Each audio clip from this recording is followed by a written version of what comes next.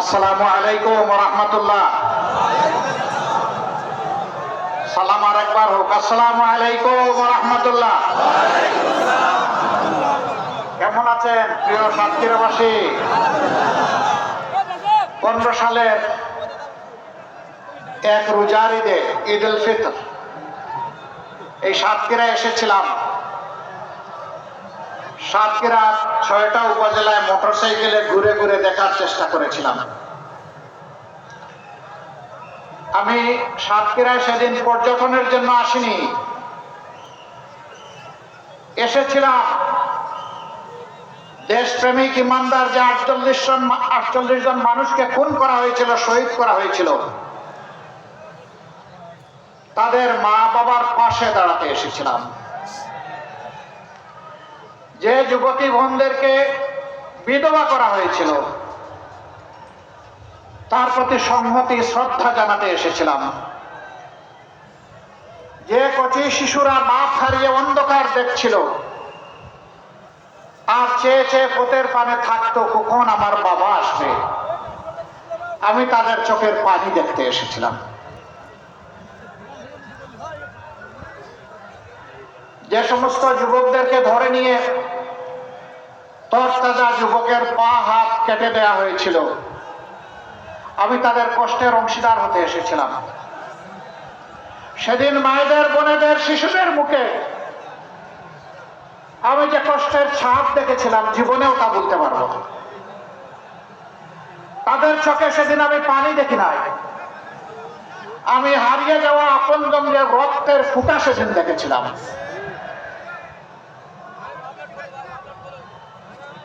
তালার 2টি বাচ্চা, রুকিয়া এবং রুকায়া, ওরা দেয়ালে ছবি দেখে বলেছিল এটা আমার বাবার ছবি।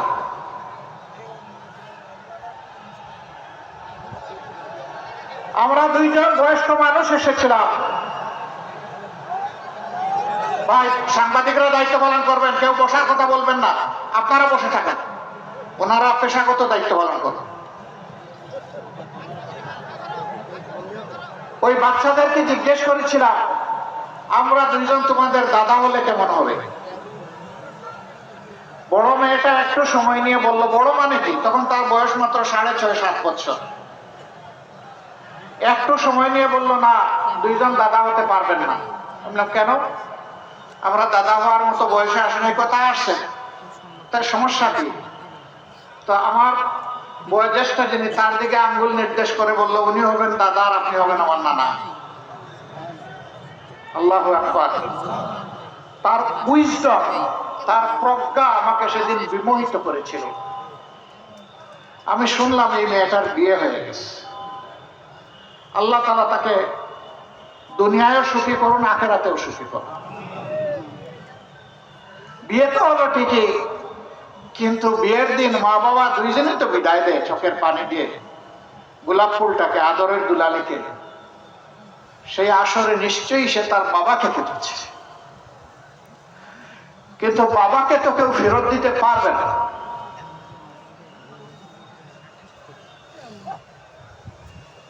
কিছু সংখ্যক মা বলেছিলেন, আমার সন্তানের কি দোষ, তাহলে মানলো কেন?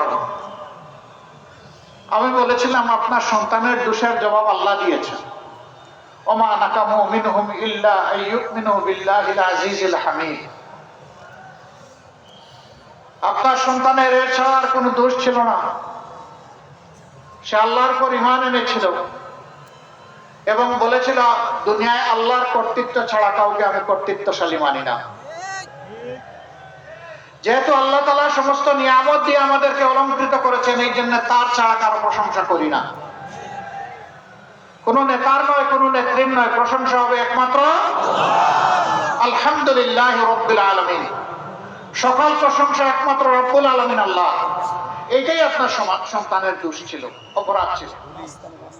একজন মা বললেন, তাহলে সেই অপরাধ তো আমারও, আল্লাহ কি এই জন্য আমাদেরকে ভালোবাসবেন? আমি বললাম, নিশ্চয়ই আপনার যে সন্তান আল্লাহকে ভালোবেসে দিনের জন্য তার জীবন দিয়েছে, রক্ত দিয়েছে, আপনাকে এবং আপনার সন্তানকে আল্লাহ ভালোবাসে। আমরা দোয়া করবো, আল্লাহর ভালোবাসা মানুষ যেন আপনারা হতে পারে। তখন তিনি বললেন যে কলিজার ভিতরে একটু শান্তি অনুভব করছি। সম্মানিত ভাইয়েরা, শুধু কি সাতক্ষীরা? হ্যাঁ, বাংলাদেশের মধ্যে সবচেয়ে বেশি অপরাধ করা হয়েছে সাতক্ষীরা। একটি সিঙ্গেল জেলায় কোথাও এত সংখ্যক মানুষকে খুন করা হয়নি। বিচার আমরা দুনিয়ায় পাবো কিনা জানি না, তবে বিচার ইনশাআল্লাহ আমরা আখিরাতে পাবো। শহীদের এই রক্ত ভেজা 6টি জেলা 6টি উপজেলায় যখন ঘুরছিলাম, তখন আমি জিজ্ঞেস করলাম যে রাস্তাঘাটের এই অবস্থা কেন? বলে যে সরকার এই দেশের অংশ, এটাকে স্বীকার করে না। আমাদের উপর ঝাল মেটাচ্ছে কেন? সাতক্ষীরার মানুষ ন্যায়, ইনসাফ এবং ইসলামের পক্ষে অবস্থান নিল। এই জন্য তারা বোধহয় সিদ্ধান্ত নিয়েছে এখানে কোনো উন্নয়ন করবে না। দিন যায়, রাত পোহায়, সপ্তাহ যায়, মাস যায়, বৎসর গড়ায়। মানুষ হয়তো মনে করে আমি বোধহয় আর মরবো না, আমার ক্ষমতা, আমার তখ্ত চিরদিন এইভাবে থাকবে।